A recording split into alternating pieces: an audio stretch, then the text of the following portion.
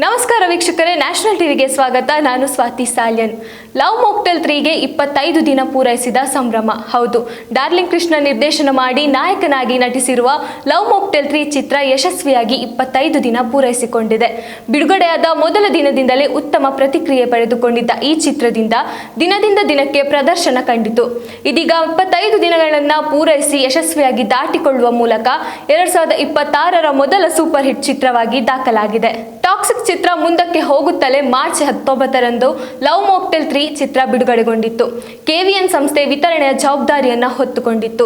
ಎಲ್ಲಾ ದಿಕ್ಕಿನಿಂದಲೂ ಸಕಾರಾತ್ಮಕ ವಾತಾವರಣದಲ್ಲಿ ಬಿಡುಗಡೆಗೊಂಡಿದ್ದ ಲವ್ ಮಾಕ್ಟೇಲ್ 3 ಅದೇ ಆವೇಗದೊಂದಿಗೆ 25ರ ನಿರ್ಣಾಯಕ ಘಟ್ಟವನ್ನ ದಾಟಿಕೊಂಡಿದೆ.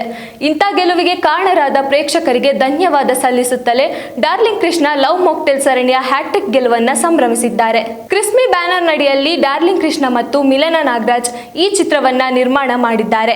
ಡಾರ್ಲಿಂಗ್ ಕೃಷ್ಣ, ಮಿಲನ ನಾಗರಾಜ್, ಸಮೃತ, ಅಮೃತ ಅಯ್ಯಂಗಾರ್, ದಿಲೀಪ್ ರಾಜ್, ಶ್ವೇತಾ ಪ್ರಸಾದ್, ರಚಲ್ ಡೇವಿಡ್, ನಯೇರಾ ಜಗದೀಶ್, ಅಭಿಲಾಷ್, ಗಿರಿರಾಜ್, ದಳಪತಿ ಮುಂತಾದವರ ತಾರಾಗಣ ಈ ಚಿತ್ರಕ್ಕಿದೆ.